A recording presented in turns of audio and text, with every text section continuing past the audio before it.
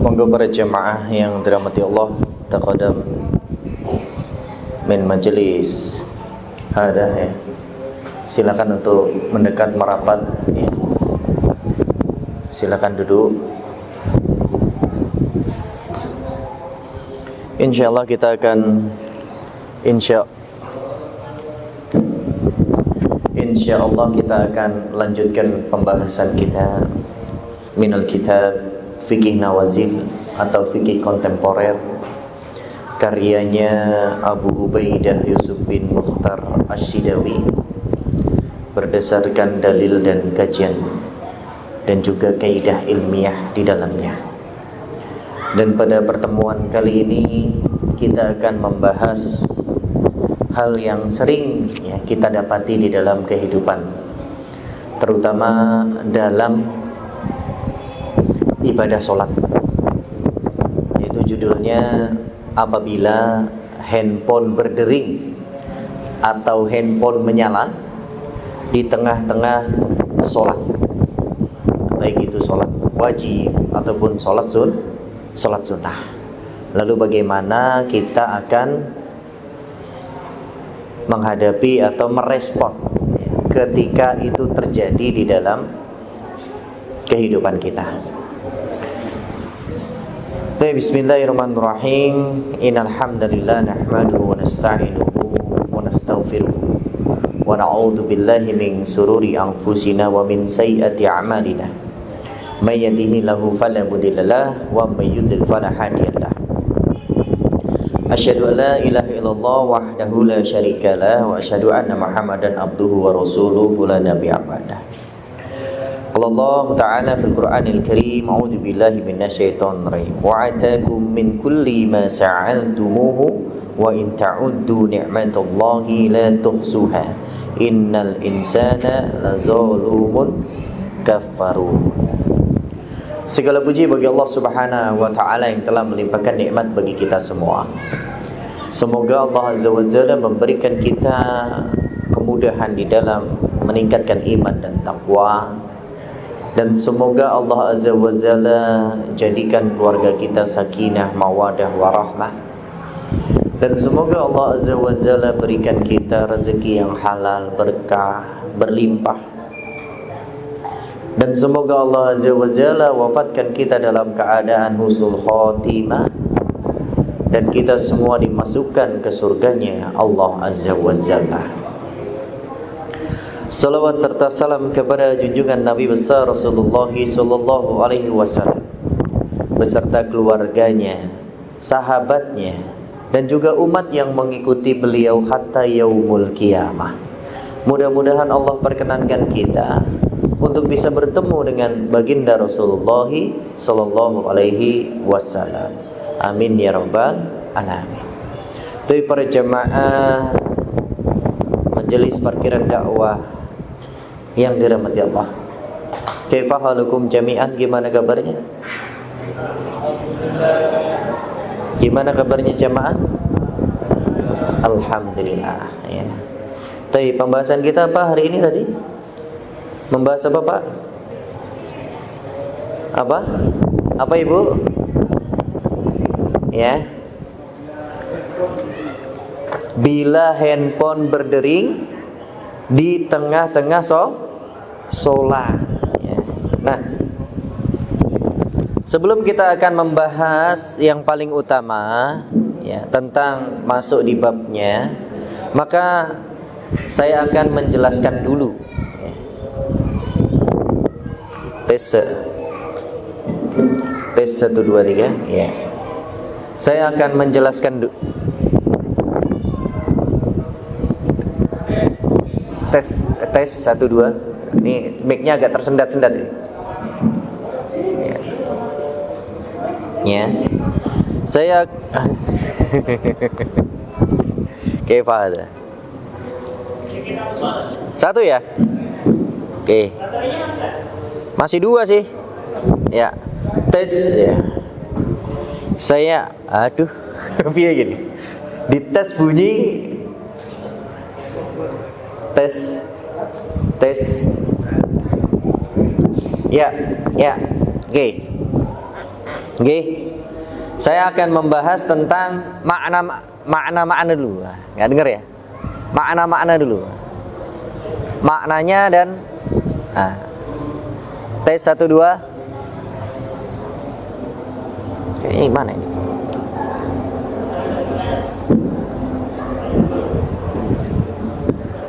Tes 1 2, tes 1 2. Oke, Faisal.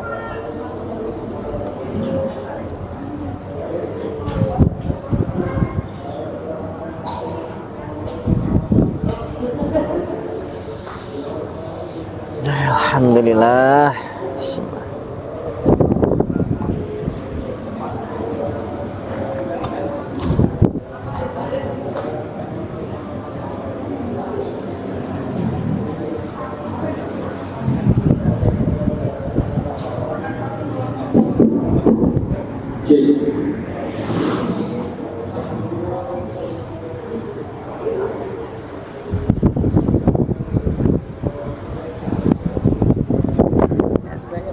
Makanya. Oh, tes 1 2, insyaallah. Sebelum kita akan membahas ke makna inti ataupun pembahasan inti kita, maka di sini ada 3 hal yang harus kita pahami, ya. Pertama, apa itu syariat, apa itu fikih, dan apa itu adab. Karena kita akan membahas secara tidak langsung ketiga hal ini di dalam satu tema, yaitu bila handphone berdering di tengah-tengah sholat. Saya kasih intinya dulu. Sholat itu adalah syariat dari Allah.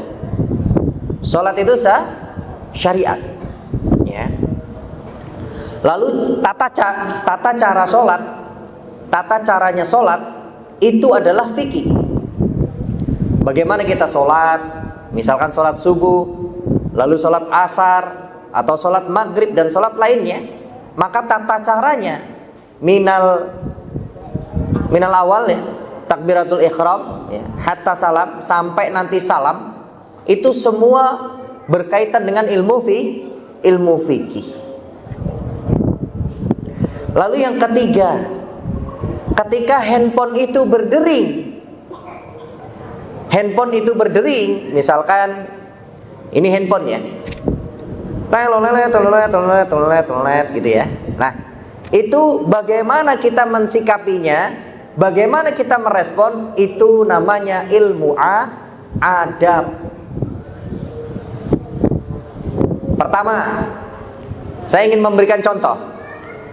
Ketika ada handphone berdering miliknya orang lain di samping kita, ketika imam sedang membaca surah Al-Quran, li'ila fi Quraisy, terus bunyi tulilit gitu. Tiba-tiba orang lain tuh menegur saya, "Pak, handphonenya bunyi tuh," gitu. Ini berkaitan syariat, fikih atau adab? Berkaitan kepada adab. Ingin apa betul? Nah, begitu juga pemilik handphonenya. Pemilik handphone itu ketika handphone ini ditaruh di tas dan di depan, di hadapannya, otomatis responnya macam-macam. Ada yang segera dia membuka tasnya, mencari handphonenya. Ada yang membiarkan saja, gitu. Ada yang cuek, udah biarin aja lah, lupa saya mematikan nada deringnya. Nah, respon inilah yang disebut dengan adab. Begitu, nggih? Maka saya jelaskan sedikit, apa itu syariat? Syariat itu, asy-syari'atu hiya ma anzalallahu ala lisani nabiyhi min al-hukmi la tataghayyaru wa la tubaddalu. Syariat adalah apa yang diturunkan oleh Allah, berdasarkan itu dari lisannya Allah melalui Al-Quran atau lisannya nabinya, yaitu Nabiullah sallallahu alaihi wasallam, berupa ketentuan. Begitu juga lisannya, ia tidak boleh berubah dan berganti, tetap dia misalkan syariat untuk sholat, ya maka sholat dia tetap. Kita diwajibkan untuk sholat. Lalu berpuasa, itu adalah syariat. Tidak boleh kita merubah, ya. Puasa itu tidak digantikan atau dihalalkan orang yang tidak berpuasa. Begitu juga dengan zakat, faraid, itu semua adalah syariat. Nah, termasuk sholat ini. Sholat maghrib, isya, subuh, asar dan sebagainya, itu adalah syariat. Ya. Lalu apa itu fikih? Ya. Fikih itu adalah al-ilmu bil ahkam asyati amaliyah al-muktasab min adillatiha. Ilmu yang mempelajari hukum-hukum dalam bagaimana kita beramaliyah, termasuk menjalankan syariat. Contoh, salat subuh. Berapa rakaat? 2 rakaat. Boleh enggak atau tata cara salat subuh itu 2 rakaat itu diganti ke salat duhur? Boleh tidak? Tidak boleh, karena adanya fikih di situ dalam menentukan syariat. Maka perbedaan rakaat, ya, misalkan subuh dan duhur, maka ini adalah bagian wilayahnya fikih. Itulah hukum-hukumnya. Ketika kita ingin menjalankan syariat, maka kita harus tahu hukumnya. Nah, di sini kita harus pahami apa itu syariat, apa itu fikih, lalu yang terakhir, ya, yaitu adab, yaitu mengimbangi atau membawa. Adab itu mengimbangi dan membawa syariat di posisinya. Itu adalah adab. Dengan keindahan sikap, kesopanan dan ketulusan hati. Semisalkan syariat ini kan macam-macam ya. Kalau yang dari Allah itu jelas itu ketentuannya dari Allah. Semisal saya menetapkan syariat kepada majelis ini, besok tolong membawa Al-Quran ketika majelis saya dibuka atau mendatangi majelis saya. Nah, cara bawa Al-Quran ini beda-beda. Ada yang dimasukkan kresek gitu, ada yang dimasukkan tas, ada yang dipegang begini saja, ada yang ditaruh sembarangan. Nah, itu cara mengimbangi tadi. Saya mensyariatkan membawa Al-Quran. Al-Qurannya dibawa, tapi caranya berbeda-beda. Maka tergantung seseorang tersebut, adabnya bagaimana? Indahkah? Atau maaf, kurang indahkah? Atau burukkah? Itu tergantung adabnya. Nah, di sini kita akan membahas bagaimana ketika handphone itu berdering. Sebaiknya apa yang kita lakukan? Kan begitu nih. Nah, jadi antara syariat, fikih dan adab sudah kita bisa memiliki ilmunya perbedaannya. Syariat itu semua yang ditetapkan Allah dan tidak boleh dirubah. Fikih itu hukumnya untuk menjalankan syariah. Dan adab ini penyeimbang atau cara membawa dan memposisikan syariat itu. Okay. Sebagaimana wudu itu juga syariat. Ya. Wudu itu syariat. Syariatnya disebut dengan toharoh. Nah, ketika kita melaksanakan wudu itu fikihnya. Maaf ini, ada orang yang membuka keran lebar sekali, lalu kumur-kumurnya itu sampai melampaui batas, kena sampingnya. Ada yang orang buka kerannya itu kecil sekali, dia dengan tenang, dengan lembut, dengan perlahan-lahan, agar tidak mengganggu yang lainnya. Nah, perbedaannya beda-beda ya. Ada yang ketika berwudu sambil ngobrol, ada yang berwudu sambil zikir. Ini semua berkaitan dengan adab. Nah, jadi kita akan membahas bagaimana ya handphone itu ketika bergering di dalam sholat. Ya. Handphone itu merupakan anugerah dari Allah Subhanahu wa taala. Sahabat-sahabat yang dirahmati Allah, ya. Kita semua di sini ada yang tidak punya handphone? Ada? Ada yang punya handphone tapi tidak dibawa? Punya handphone tapi tidak dibawa siapa? 1, 2. Ada yang punya handphone tapi dibawa? Ya, mana yang punya handphone dibawa mana? Terus yang lain yang nggak ngacung nih gimana posisinya di mana? Punya handphone nggak sebenarnya? Ya. Nah, intinya handphone itu sudah bagian dari kehidupan manusia. Dan di antara nikmat tersebut Allah Subhanahu wa taala menganugerahkan kepada pemikiran manusia untuk ditemuinya alat-alat elektronik sebangsa handphone atau alat komunikasi. Kalau zaman dulu komunikasi itu menggunakan burung. Ya, terbang sana. Itu kalau burungnya nggak nyasar ya, alhamdulillah. Kalau burungnya nyasar ya sudah wassalam. Oke. Dan sekarang ini adalah bagian dari anugerah Allah Subhanahu wa taala sebagaimana di dalam surat Ibrahim, dan Dia telah memberikan kepadamu keperluanmu dan segala apa yang kamu mohonkan kepadanya, dan jika kamu menghitung nikmat Allah tidaklah dapat kamu menghinggakannya atau menghitungnya. Sesungguhnya manusia itu sangat dolim dan sangat mengingkari nikmat yang sudah diberikan kepada Allah Subhanahu wa ta'ala, sehingga kadang-kadang nikmat yang sudah ada pada diri kita itu malah membuat kita semakin zalim.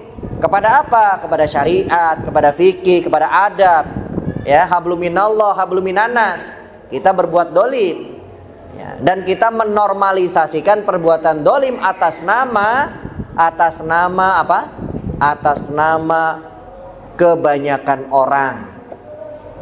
Umumnya tuh begitu. Umumnya tuh begini. Ada orang ngaji di majelis taklim. Waktunya Isya bukan segera ke masjid, majelisnya masih dilanjutkan. Nah, ini bagian dari ada. Ntar dulu, makan dulu, habis makan baru sholat. Kan Isya waktunya lama. Nah, ini kan bermasalah. Ngaji tapi mengganggu orang yang lewat, ditutup jalannya. Nah, ini termasuk perbuatan dolim. Allah menganugerahkan sound system tapi dibuat yang besar sampai mengganggu tetangganya, walaupun itu kajian akbar. Ini pun juga perbuatan dolim. Ya. Dan kita harus ketahui, ketika kita merespon handphone berdering itu berarti kita telah melakukan gerakan di tengah-tengah sholat.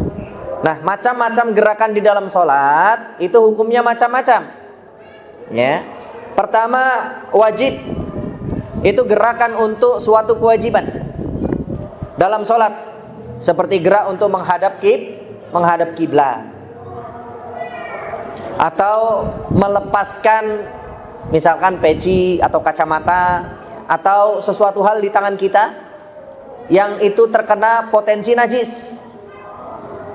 Sebagaimana Rasulullah SAW pernah melepaskan sendal beliau di tengah-tengah sholat. Ya, nanti kita akan bahas itu.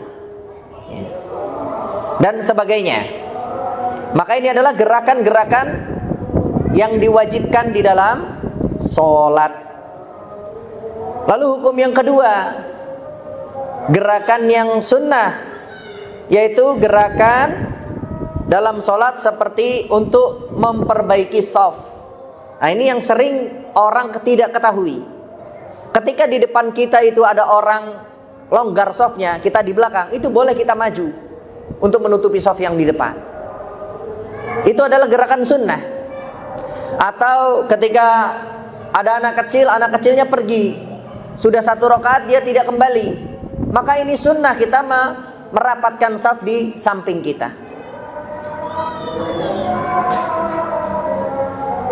Termasuk sunnah juga ketika ada anak kecil berlarian di depan shaf kita, maka kita halau ya dengan lembut, ya, agar anak itu tidak mengulanginya lagi. Maka ini bagian dari sunnah. Ya. Maka ini disebut gerakan yang sunnah. Lalu yang ketiga, gerakan yang mubah. Ya, yang boleh, tidak menghasilkan dosa, juga tidak menghasilkan pahala. Yang pertama, gatal. Gatal digaruk apa enggak ya? Digaruk napa mboten, Bu? Tergantung lokasinya. Lokasi tempat gatalnya di mana? Kalau yang di tempat berpotensi najis, maka kita harus tahan. Tidak boleh. Ya. Maka ini ada hajat khusus, gatal. Nah, ini mubah. Atau ketika kita mau batuk atau bersin, maka kita refleks menutup apa? Mata kita gitu ya, baru kita bersin. Menutup apa biasanya? Mulut dan hidung. Hati-hati ya kalau nggak bisa napas. Jangan terlalu lama. Ini adalah mubah. Lalu yang terakhir apa tadi? Makruh. Itu gerakan-gerakan yang tidak ada hajat. Gerakan-gerakan yang tidak ada hajat. Ya, contohnya ini. Misalkan, Allahu Akbar. Nah, terus gini. Atau pokoknya gerakan-gerakan ya. Gerakan-gerakan yang tidak ada hajat lalu dilakukan. Atau memandangi langit-langit. Okay. Ini perbuatan gerakan yang makruh.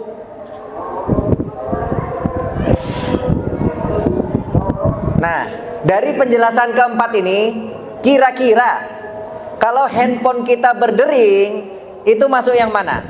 Yang wajib, sunnah, mubah, atau makruh? Yang mana? Yang mana ayo bapak-bapak? Nggih? Nah bapak, wajib, sunnah, mubah, dan makruh, yang mana? Makruh. Ibu-ibu yang mana? Mubah. Yang di belakang? Ya? Ayo. Masih bingung tuh? Kira-kira nih, mematikan handphone yang berdering itu termasuk hajat atau bukan? Hajat atau bukan? Bukan. Ibu-ibu hajat atau bukan? Nah, kok jawabannya mubah? Ayo kono.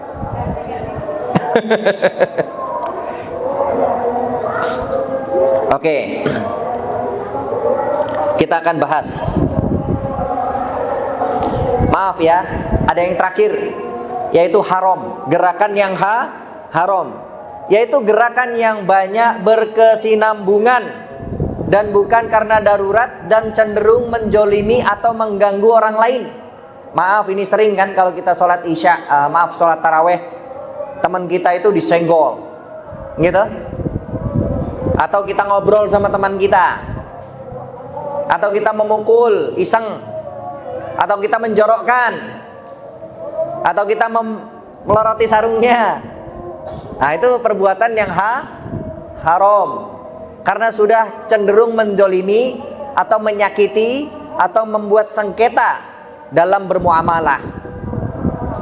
Itu ada unsur-unsur penipunya di situ, ada unsur-unsur kedzaliman yang berat di situ. Maka perbuatan ini haram dan wajib dibatalkan sholatnya, dan sholatnya itu jelas batal.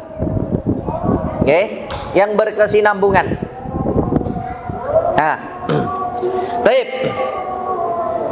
Lalu hukum handphone yang berdering saat sholat atau hukum mematikan. Setelah kita mengetahui pembagian tadi, perlu diketahui bahwa hendaknya bagi seorang muslim yang ingin menjalankan ibadah sholat, maka wajib untuk mematikan nada deringnya atau handphonenya terlebih dahulu, atau mendiamkannya. Apabila memang ada seseorang yang lupa atau tidak tahu cara mematikannya, kemudian handphonenya berdering di tengah sholat, maka ini hukumnya adalah menjadi wajib untuk mematikan. Sekalipun tangannya itu bergerilya mencari handphonenya ada di mana. Yang penting dia meyakini itu handphonenya, bukan handphonenya orang lain. Maka hukumnya tadi apa? Wajib, ya. Kenapa ini dijadikan gerakan yang wajib? Karena mayoritas ulama berpendapat bahwa apabila kita melakukan kekhilafan dan mengganggu orang lain, maka kita berkewajiban untuk menghentikan kezaliman tersebut, untuk segera menghentikan kezaliman tersebut, ya. Maka ketika ada handphone yang berdering di tengah sholat dan kita meyakini itu milik kita, maka kita wajib untuk segera mungkin merespon, ya, walaupun itu mengganggu diri kita sendiri, maka kita wajib untuk apa? Mematikannya. Kesimpulannya, hendaknya seorang menonaktifkan handphone terlebih dahulu atau mematikan nada deringnya ketika akan sholat, ya. Karena kalau itu sampai berdering akan mendolimi orang tersebut. Nah, kalau sudah mendolimi, masuknya ke bab yang mana tadi? Bab hukum yang haram. Sehingga dampaknya ketika ada seseorang yang dia tahu handphonenya berdering, lalu dia tidak mematikan, maka Syekhuna Sami Ibnu Muhammad hafizahullah ta'ala langsung memberikan jawaban. Dia adalah orang-orang yang zalim karena melakukan kerusakan dalam jamaah sholat. Subhanallah, ya. Dan beliau memberikan ibarat di dalam Al-Quran di surat Al-Adab, walladzina yu'adunal mu'minina wal mu'minati bighairi ma aqtasabu faqad ahtamalu buhtana wa isma mubina. Dan orang-orang yang menyakiti orang-orang yang mukmin dan mukminat tanpa kesalahan yang mereka perbuat, maka sesungguhnya mereka telah memikul kebohongan dan dosa yang begitu nyata. Jadi deringnya handphone di tengah-tengah sholat merupakan perkara yang tidak ada faedahnya sama sekali. Dan ini termasuk hal yang sia-sia dan bahkan bisa mengurangi, bahkan menghilangkan kekhusyuan di dalam sholat, ya. Kalau kita berbicara yang lirih saja, ya, secara sir misalkan, ada orang yang tidak sholat, lalu di belakang dia mengobrol secara sir, itu saja hukumnya haram. Apalagi handphone yang suaranya menggelegar. Para jamaah yang dirahmati Allah, dinamika orang punya handphone ini kan macam-macam, musiknya pun macam-macam. Nggih napa mboten? Mohon maaf sekali, ada orang yang lagi senang dengan lagu dangdut, lalu nada deringnya lagu dangdut. Maaf sekali ya, kalau ada kata-kata dangdut di dalam situ yang tidak bahkan mengandung unsur-unsur yang menyebabkan khayalan kita masuk di dalam musik tersebut. Contoh misalkan lagu-lagu yang membuat kita berkhayal. Contohnya apa kira-kira? Ya, pergi malam pulang pagi misalkan. Atau misalkan Bang Toyib tidak pulang pulang. 3 kali lebaran, 3 kali puasa. Bayangkan ada deringnya seperti itu para jamaah yang dirahmati Allah. Dan kita sebagai orang yang mendengarnya langsung memiliki khayalan tidak? Iya, otomatis. Siapa ya Bang Toyib? Maksud 3 kali lebaran, 3 kali puasa tidak pulang pulang. Ketika kita ruku, Allahu Akbar, bersamaan dengan nada dering itu. 3 kali puasa, 3 kali lebaran, abang nggak pulang pulang. Kira-kira kita baca Subhana rabbiyal a'zimi wa bihamdi atau ke distract dengan ucapan itu? Pasti kita langsung mengingat.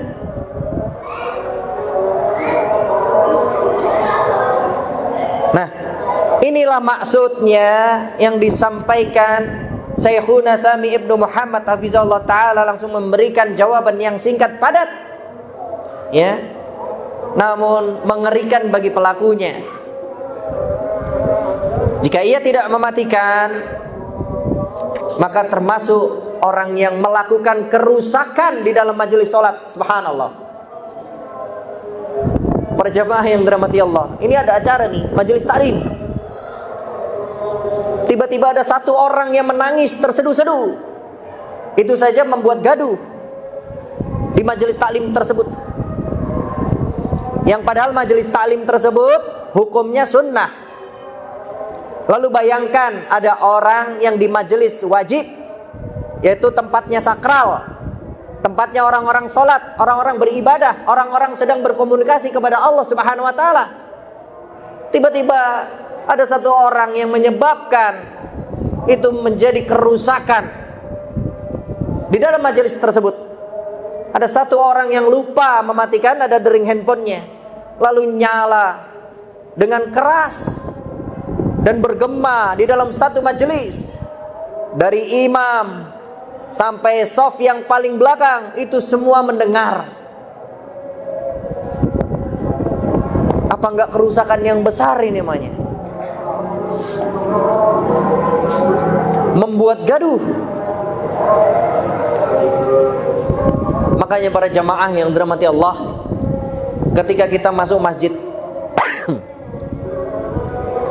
kalau ada tulisan di samping-samping masjid itu, di dinding-dinding masjid, matikan HP, nonaktifkan HP, itu jangan kita itu lalai dari situ. Jangan kita meremehkan. Naudzubillah. Mohon maaf para jamaah yang dirahmati Allah, saya punya handphone juga sudah lama. Saya pernah melakukan kesalahan. Begitu juga di dalam sholat. Ketika sholat Jumat, mungkin 10 atau 15 tahun yang lalu, saya lupa. Handphonenya itu masih jadul dulu, namanya belum poliponik, masih monoponik. Itu berdering di tengah-tengah majelis sholat. Ya Allah, astagfirullah. Saya minta maaf kepada takmirnya dan sebagainya, karena itu mengganggu sekali. Dan saya menjadi pusat perhatian. Ketika itu, karena saya belum tahu ilmunya, saya nggak matikan, karena saya takut itu menjadi gerakan yang salah. Jadi bunyi terus. Nah, semenjak hari itu, handphone saya sampai hari ini tidak pernah saya aktifkan deringnya. Tidak pernah saya aktifkan deringnya sampai hari ini. Karena itu akan mengganggu dimanapun. Dan kita bisa menggunakan media yang lain, entah itu getar, entah itu notifikasi, lampu-lampu yang berkedip-kedip, itu untuk menunjukkan handphone kita ada yang memanggil. Nah, tujuannya apa? Saya ingin menebus kesalahan saya. Saya tidak ingin melakukan kesalahan yang kedua dan ketiga dan itu menjadi normalisasi. Itu nggak apa-apa, itu nggak ada masalah. Orang masih banyak yang begitu kok. Maksud saya nggak boleh. Nah, bukan seperti itu jamaah yang dirahmati Allah, dalam kita menjalankan syariat Islam, dalam kita menjadi orang-orang yang beradab. Kalau hari ini kita sudah tahu ilmunya terhadap tadi orang-orang yang menjadi kerusakan, ya, penyebab kerusakan di majelis kewajib, yaitu majelis yang sakral, di mana orang-orang sedang berkomunikasi dengan Rabbnya, lalu kita ganggu dengan nada dering yang naudzubillah, nada dering itu bisa menyebabkan orang tidak khusyuk, menyebabkan orang lalai, salah dalam membaca, bahkan salah dalam melakukan gerakan misalkan. Sampai imamnya itu pun juga terganggu misalkan. Sampai keseleo dia membaca surat. Bayangkan begitu besar dosanya orang yang melakukan kelalaian tadi, atau bahkan disengaja, atau dia tidak peduli. Saya nggak peduli, handphone saya nanti nggak bakalan nyala lah. Bahkan dia berharap begini, maksud ada orang lagi waktu sholat nelpon. Nah kan kita nggak tahu ya, kalau saudara kita ada di Kalimantan jamnya sudah berbeda. Saudara kita ada di Manado jamnya sudah berbeda, Bunda. Jadi kita nggak boleh, ya, nggak boleh menggantungkan kesalahan itu kepada orang lain. Bahkan kita ini orang yang egois. Oh itu yang nelpon yang salah tuh, udah waktunya sholat kok ngapain ya nelpon, kan gitu. Harusnya kita yang tahu diri, kita yang peka. Itu handphone kita. Maka kita tidak boleh mengganggu atau menyakiti orang-orang di sekitar kita, sebagaimana di dalam surat Al-Ahzab ayat 58. Orang-orang yang menyakiti orang-orang mukmin dan mukminat tanpa kesalahan yang mereka perbuat. Ini orang lagi sholat, lagi beribadah kepada Allah, ini kan orang yang tidak bersalah. Maka sesungguhnya mereka telah memikul kebohongan dan dosa yang nyata. Ya. Maka perbuatan ini bisa dikategorikan pelecehan kepada Allah Subhanahu wa taala. Masya Allah. Sebab bagaimana mungkin di majelis sholat itu semua orang sedang bermunajat kepada Allah Subhanahu wa taala. Namun ada seseorang yang lalai atau dia tidak peduli, ya, menyalakan nada deringnya, dan terjadilah nada dering itu bunyi. Bahkan para jamaah yang dirahmati Allah, kita kalau mau ketemu presiden saja, kita itu kadang-kadang lebih safety. Handphone di mana ya? Kan gitu tuh. Jangan sampai mengganggu, ini sakral nih pertemuan dengan presiden atau dengan wakil presiden. Biasanya presiden itu kan orang-orang yang berilmu kan, orang yang pendidikannya tinggi. Maka kita ingin menghormati beliau. Maka dengan sakral tadi kita mematikan handphone kita agar tidak terganggu ketika nanti salaman atau diajak berbicara. Kan bangga kita ketemu dengan presiden, diajak bicara, bangga tidak? Kalau di zaman saya dulu kecil, saya bangga ketemu presiden. Ketika saya kecil, saya bangga sekali. Tapi waktu dewasa, saya nggak tahu nih, bangga apa enggak ya? Bangga nggak bunda-bunda ketemu presiden dan wakil presiden? Oh sudah kalau gitu, handphonenya nanti dinyalain aja ya. Nah, jadi para jemaah yang dirahmati Allah, ya, ini adalah bagian dari adab kita sebagai seorang muslim. Berarti intisarinya dari kajian ini adalah ketika kita melakukan kelalaian itu masuk dalam kategori wajib untuk mematikannya. Kalau kita tidak mematikannya, maka termasuk berbuat keharaman di dalam tadi struktur gerakan sholat. Kenapa kok handphone itu menjadi bagian dari gerakan sholat? Karena handphone itu diperintah atau disetel, ya, oleh manusianya, oleh pemiliknya.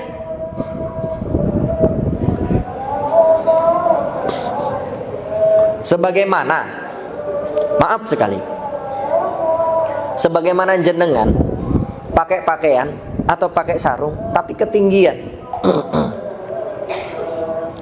pakai sarung di atas lutut, maka ini kan perbuatan yang haram. Apakah kita letakkan keharuman itu di sarungnya? Tidak. Tapi orang yang menggunakan itu, orang yang memiliki.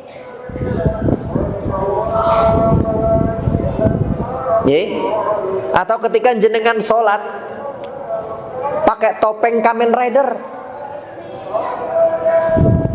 ya, atau topengnya Spiderman, itu akan mengganggu orang-orang. Atau jenengan menggunakan kaos, menggunakan pakaian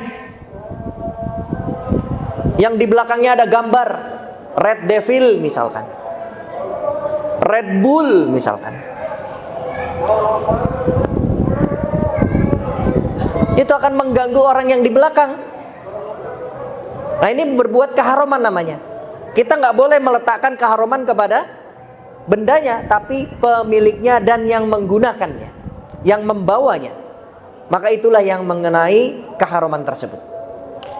Maka para jamaah yang dirahmati Allah, itulah sedikit kajian yang bisa ana sampaikan, mudah-mudahan bermanfaat bagi kita semua pada malam hari ini, dan bisa menambah wawasan kita, dan kita bisa berhati-hati, dan kita bisa memperbaiki diri, dan kita bisa menambah pahala dari Allah Subhanahu wa taala.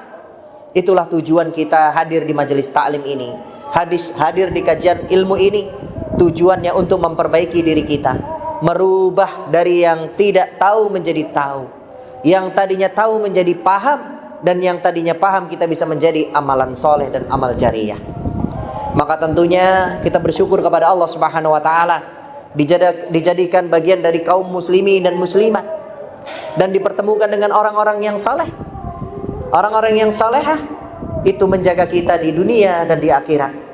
Karena kehidupan di dunia ini begitu sedikit, begitu sebentar. Coba kalau kita ingat-ingat bermuhasabah mau tidur, rambut kita sudah mulai putih, wajah kita sudah banyak berkerut, bahkan kita sudah dipanggil oleh anak kita ayah, ibu, bunda, umi, abi, dan bahkan di antara kita ada yang sudah dipanggil kakek, nenek.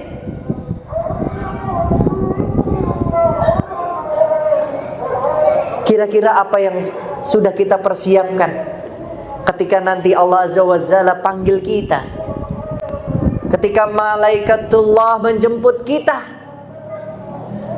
Kalau kita tujuan hadir di majelis taklim ini bukan untuk memperbaiki diri, bukan untuk mencari ridha Allah Subhanahu wa taala, maka jangan sampai bengkokkan niat kita kepada Allah Subhanahu wa taala. Karena hadir di majelis dapat makan, dapat minum, bisa ngobrol sama teman, di rumah sumpek, itu semua hilangkan. Tujuan utama kita hadir di majelis ilmu ini, di majelis taklim, untuk merubah diri kita dan mendapatkan ridha dari Allah Subhanahu wa taala. Jadi para jemaah yang dirahmati Allah, mungkin ada yang ingin bertanya, tafadhol ya. Bapak-bapak, ibu-ibu, ya ibu. Silakan Bunda. Mungkin bisa dibantu Ustaz Aji atau ini ada yang ingin bertanya? Apa Ustaz?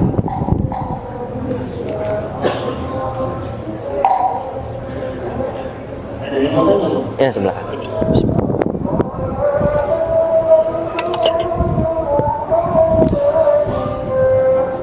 Bismillahirrahmanirrahim. Ustaz, izin bertanya tentang gangguan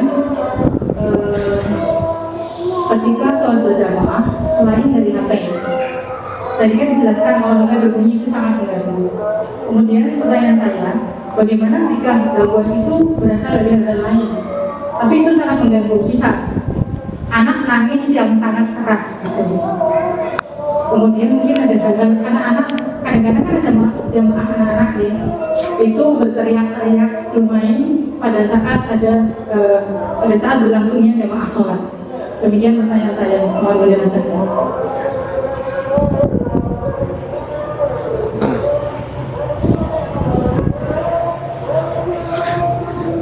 Ya, sekarang. Alhamdulillah ya. Waalaikumsalam warahmatullahi wabarakatuh. Ini pertanyaan yang bagus Bunda ya. Karena ini sering juga relate di kehidupan kita. Saya mau tanya dulu, itu anak-anaknya siapa? Anaknya kita atau anaknya orang lain? Yang ditanya itu kita sebagai orang tuanya atau kita sebagai orang yang diganggu? Oke, saya jawab dua-duanya ya. Kalau itu kita temui anaknya orang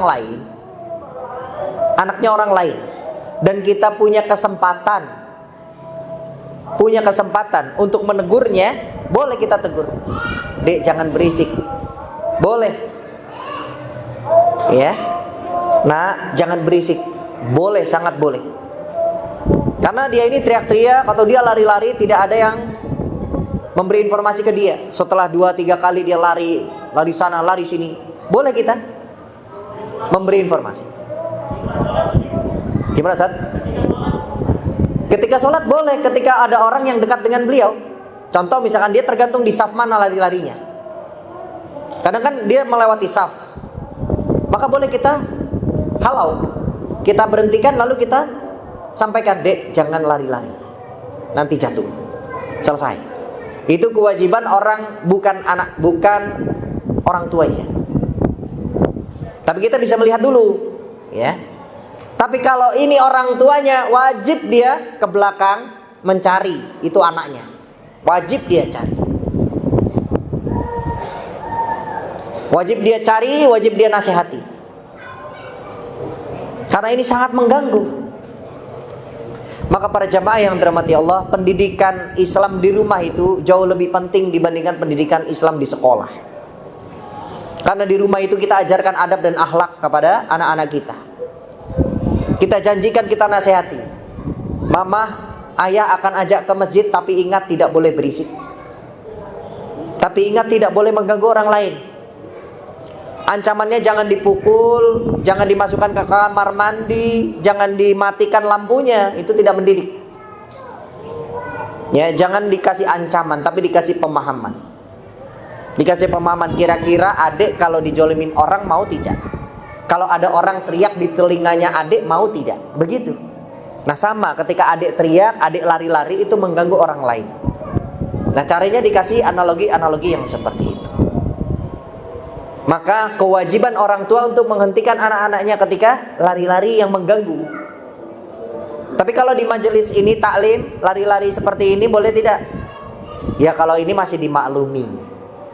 Karena ini bagian dari majelis sunnah.